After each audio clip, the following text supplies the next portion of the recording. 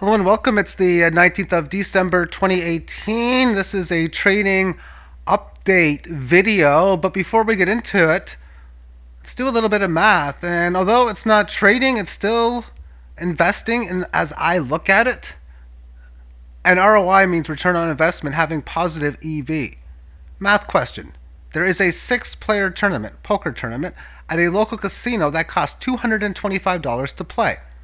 $800 paid for first place and $400 gets, not guessed, paid for second. You have the following chances to finish in the following positions. What is your return on investment? Therefore, if you want to calculate this, you can pause the tape. The answers will come out in 3 seconds.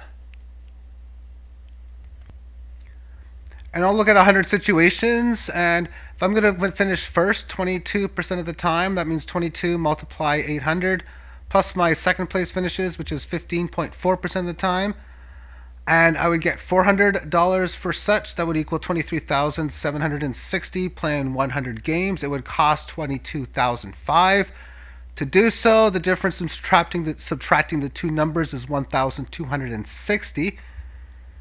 And over 100 situations, that means you would divide that by 100 on a per game basis, $12.60. And if you're risking 225, you divide those two numbers together, your return on investment is 5.6%. One of the stats I wish I would know or have is my lifetime in tournaments, my differential in first and second place finishes, because I set this up where I feel if you're going to be heads up, you got to win a lot more than you're going to lose. And I'm curious because I have finished first a lot more than I finished in second way back in the days when I used to play poker all the time. And now it's cryptos, and I want to do sports like I do this. I feel if I document it on the internet like this, I think it can help me as an investor within my picks. It's not really for the people, although if anyone can get anything out of this is great. It's mostly and pretty much all for me.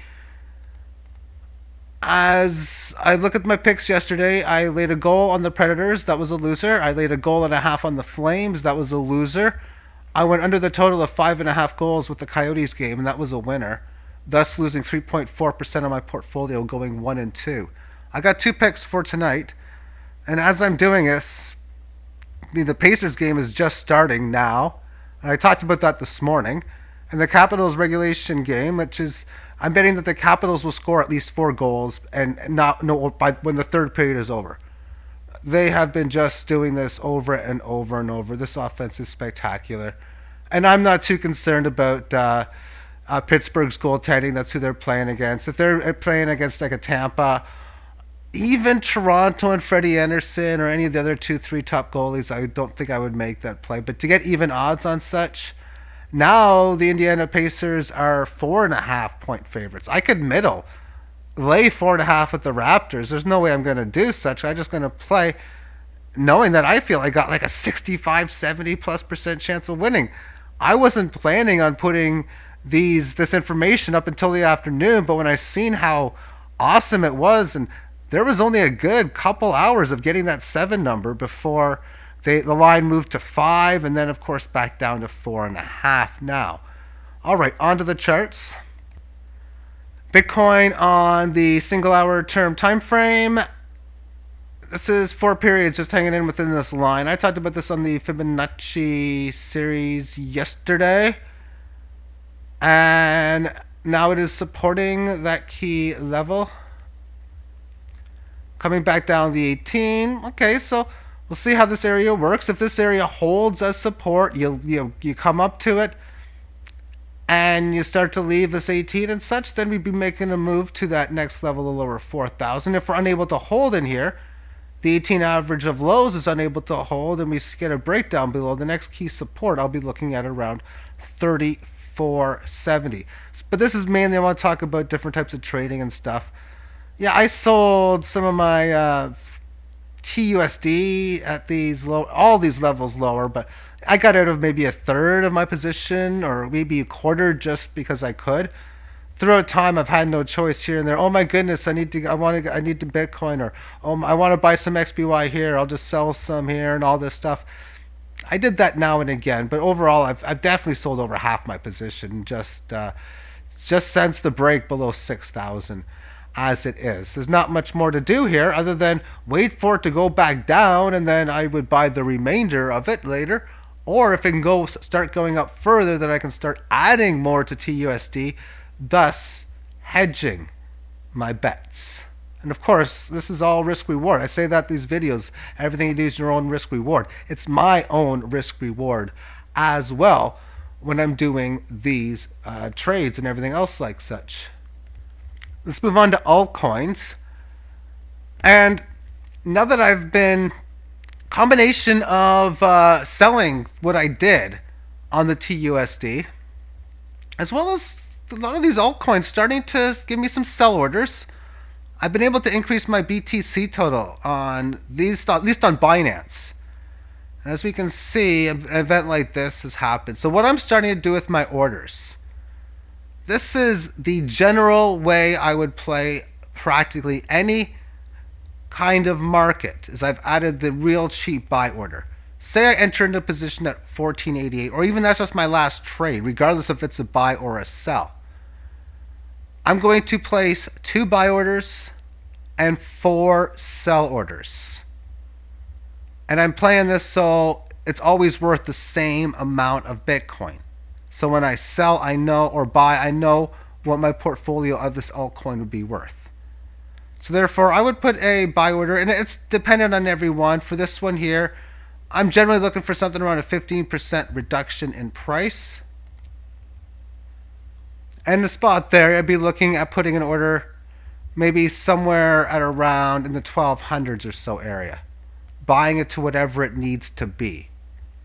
And at least on Binance and different on other exchanges, and it is different for me on other exchanges, I'm going to be doing something about 90% off.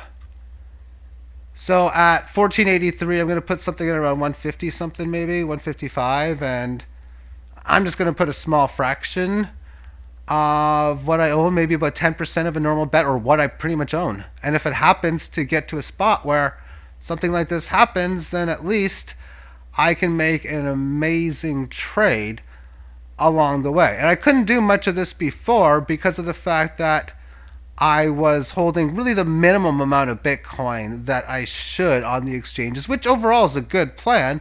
But having those buy orders deep below, if they don't go, they're just going to remain Bitcoin in orders as it is, which can be canceled at pretty much any time. So that would be how the buy orders would line up. As far as sell orders, okay, so I bought at 1483. 10% would be 150.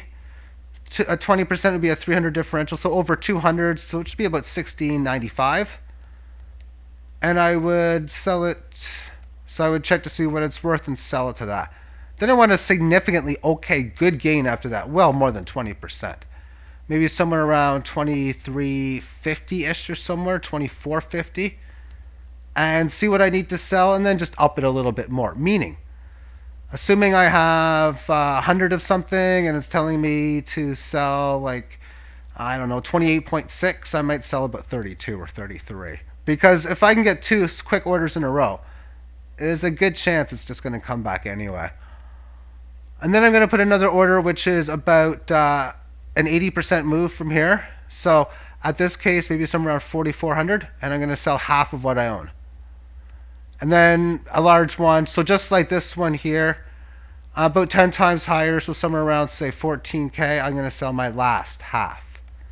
On different sites where I can put whatever number I have in. I don't like how on Binance it can only be 10x up or down, but I'm fine with that rule. Maybe I'll put in a buy order instead of for 155, maybe 100 or even that of 50. And on the opposite side, instead of selling for 14,000, maybe 30 or 40 or 50,000, just in case one of those wild moves come into play. Because more times than not, what's going to happen is once either the 1695 gets hit or the 1200 gets hit, then these orders are all going to be canceled. I'm going to do the exact same thing again. But for 2 measures, I look at it as in 1, what happens if I'm AFK, away from computer? Maybe I'm sleeping, maybe I'm out, maybe I'm doing other things not near the computer. Then maybe I might be able to hit a second sell order within that strategy.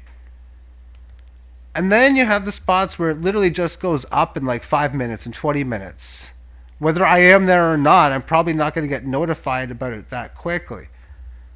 So whenever these situations happen, either up or down, where you have multiple X moves or a very good X move to the and up and or downside, usually or, then that's just random, really. I mean, it can happen at any given time. So it's just in there just in case. And when they happen and I hit my second or third sell order on top of that, I could have 1,000 of a particular coin and I'm left with like 150 or 200 because I just sold 800 of them.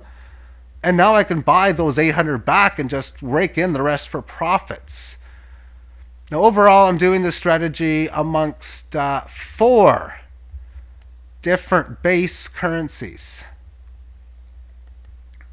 That being, well, Bitcoin, Litecoin, and Ethereum. I'm trading about 7 different things against Ethereum, maybe 6.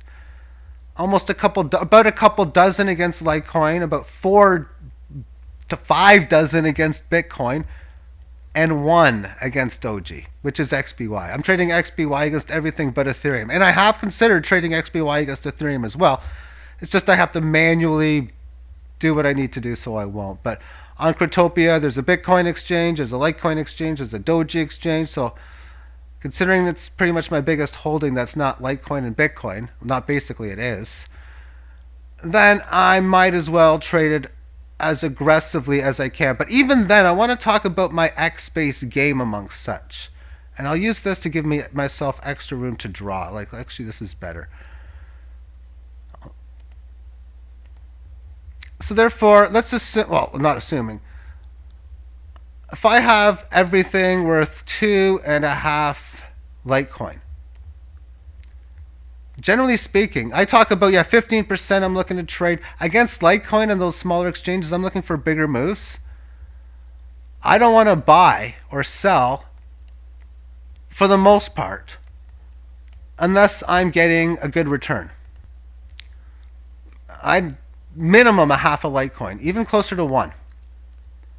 So therefore, maybe if this goes from 2.5 to 1.8 down, then I'll buy 0.7, the portfolio value priced in Litecoin. And if this can go from 2.5 to maybe 3.2, then I'll sell 0.7. Other codes are different, some like Dash, and definitely XBY, and anything of bigger values, then I look for less because it doesn't move as wild. But there are some that I'm looking, okay, if this is worth 2.5, if this becomes worth 1.5, I'll buy 1. Or if it becomes 1.6, I'll buy 0.9. And pretty much the same on the upside. Where if this, I don't want to sell any with some of the bigger codes or the less traded ones. Like, say, Smart Cash is an example. Unless it gets to, say, like 3.3 or more, which would be a selling 0.8 at one time. And I don't want to buy this until it's worth like 1.7-ish, 1.8-ish, which would be buying like just decent amounts. And thus, if I can get like 30, 40, 50% plays as often as I can, then it works out really well. But with something like XBY, which I'm trading for 10 LTC. What's been happening lately is the price was going up and I was selling XBY and receiving Bitcoin. Well, now, and I don't know what I've pushed. That got rid of it. Okay, now what I'm doing is I've been selling, and at current price, my XBY that I've done is worth 8. Because from my sell point to what it's worth now, it's worth less. I sold it for more than it was worth on a couple of occasions. That was nice to have happen. So if I were to buy it now, I need to buy 2 LTC. But the problem is I think there could be a bit more downside, and I want to make better profit. So at the price point I put a buy order in for, it would tell me I need 2 Litecoin to make it worth 10. So what did I put in? Like 0.75, 0.8ish, something in that area. And then a little bit below, might have only been like 8, 9, 10% lower or something like that. It said I needed like, say, 2.5 or 2.3, and I'd buy like 1.1 or 1.2 or something like that. And then I put a number lower again, maybe 15, 20%, and I'd buy like 2.5 and that, or whatever number that it would be worth. And well, that's 3 or 4 orders, because then I got a really insane one below that. And then for something like this, because it's I'm playing for larger levels, then I'm going to be I put like 5, 6 different sellers in as well. And a lot of this game too is not so much with this market, but there's all these people who try to outbid you playing bidding wars, so you have to play amongst that and have to adjust it. Sometimes you might have to take, like for example, let's just say there's a market where something's worth 50,000 Litecoin Satoshi, and the bid ask is say 45 and 60, or yeah, even 45 and 60. Well, then what I would do sometimes is say, if it's worth 50, maybe I'll put a bid in for 57 or 56. See what the other person will do. Won't get as good of a deal, adjust my bid size and so on. I'll do that now and again. Let's move on to LivePeer, something I've never talked about on this channel before. And we're looking at on the single hour time frame, which, well, it just opened. At least on Poloniex it did. 15-minute time frame. Well, it was at 30. And then it went down to 20 on like no volume. Bid and ask prices are just starting to surface on there. And I've seen this with other charts before when they get along the way, that sometimes you can have some very interesting down and up spikes, but this thing isn't really even trading at all. I got a bid order in, but it hasn't hit yet. And when you talk about the old bidding wars, I put my bid in maybe 3 or 4 hours ago. And this is how the order book looks. The ask, you got 25 for 2 Bitcoin worth, so large amount there. It looks like it might go down. A lot of the times these things do. And then you got 26, 30, 34, 36, and some decent sizes here and there. But you can see how it scrolls to different nice levels, like into the 50s and so on. But as far as the buy order is concerned, there is 0.3 available left at the 22. I guess nobody wanted to take the 10 numbers. My bid is the 10 even number. For these two didn't exist when I put it in. So someone bid over me at the 69, and then someone bid over that other person at the 70. So I'm probably going to have to bid over that 70 number as well. I don't know. A lot of times it's like, what's the whole point? In the sense that if I just put in like this to 80 or 90, they're just going to overbid me anyway. And a lot of times it just does you no good. Or, I mean, the volatility difference of the numbers are like nothing when they let you do the previous decimals like this. But you don't do yourself much good, because they're not really, it's going to be difficult for someone to sell it down. I do like having these lower levels in, and maybe working towards, I don't know, just getting some good deals if you can go the low ones if someone accidentally makes a mistake. That's the big one there. And then maybe I should be lowering my bid to about 88, because there's like no real bids until the 8799 number. And when we look at the overall supply, I mean, it only goes like 3 Bitcoin down to the 37 handle.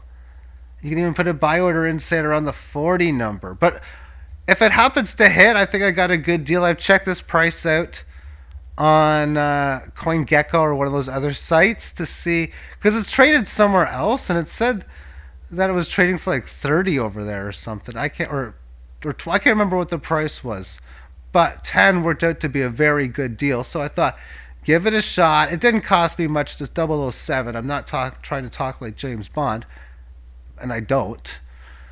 But yeah, that's something I like to do. You get a new code coming in. You can try to put your orders in, because a lot of times the thing can go way up or way down. because of a lack of supply in the bid and asks or from the makers. And let's finish this off within DGB. And I talk about these coins, I wait for 15% moves. Will I play some coins at a larger amount or owning a larger amount? DGB being one of them. And I also traded at shorter percentage moves. But I want to get the big ones if they're open. However, when you look at these markets moving as they are and these up and down choppy movements, really within low volatility, then it's there's not much more you can do. And since late November, I'm going to show you all of my buys and sells that I've made at the price point, with the level at the top being the most recent. So therefore, about a month, less than a month ago, or a little over 3 weeks ago, 3.5 weeks ago, I sold at 315, then 29.41, selling some more at 326, buying back at 305, selling at 329, buying 311, buying 288, selling at 307, buying at 284, then 72, then 50. But when you're going from 250 to 269, that's a differential of 19 basis points, and I need 25 for 10%. So that's like 70%, which has pretty much been the common with codes like this and ZEC and Litecoin and all the other ones that I have larger holdings amongst such. So 269 to 285, that's a differential of 16 points. So again, that's like 6-7%.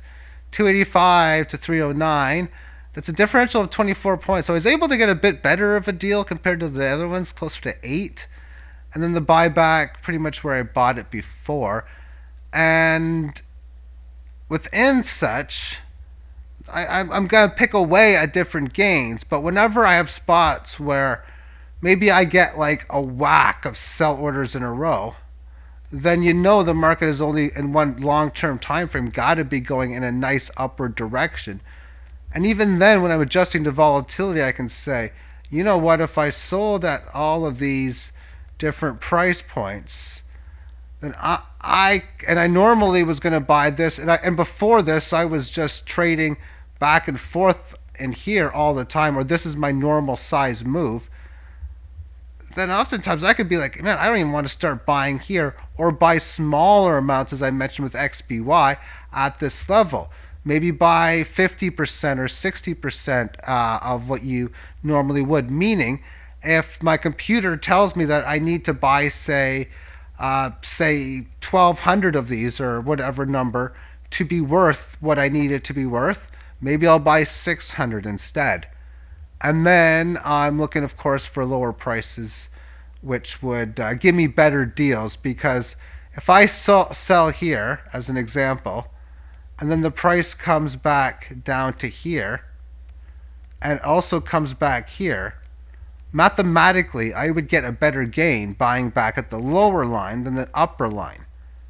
But as I look at it, if I'm going to be doing a bunch of sell orders in a row, then I'm going to be getting an average somewhere around here. So for these 3 sells in here, I'd be getting an average of somewhere a little over 285, maybe 287. And when the market goes up, say from 2,000 to 8,000, going crazy, maybe you'll get a sell average of 5,000. And you know what? Profitably, that's exactly it for me. It's profitable. All right, then. I'm going to end this video. And as I'm thinking about what happened here, I think I know why. I was trying to think, why did I sell at 326? And I remember why I did now. What I did was I sold DGB here, and I was able to, I think I bought it at like either 325 or something on a different exchange, because I wanted to have some of my DGB being traded on that of Litecoin. So instead of transferring it, I was able to actually buy it a little bit cheaper. I can't remember if I bought it via Litecoin or Bitcoin. I just remember it was a better deal, and I didn't have to do a transfer to bring my coins over. I was able to buy it on that other place, but I reduced the exposure. So that's why I sold, because generally speaking, if I just put numbers together, like say 280, if If I know my next trade is 260, I know it's a buy because I'm going to buy lower on that sense. If my next trade is 300, it would have to be a sell unless something weird comes up. And in a case like that, it was merely more of transferring coins. I'm going to conclude this video now because I think it's long enough, and it's been normal for me to make it this length. And I hope you found some enjoyment and or anything of that nature within this video, and have yourself a great day. Bye-bye.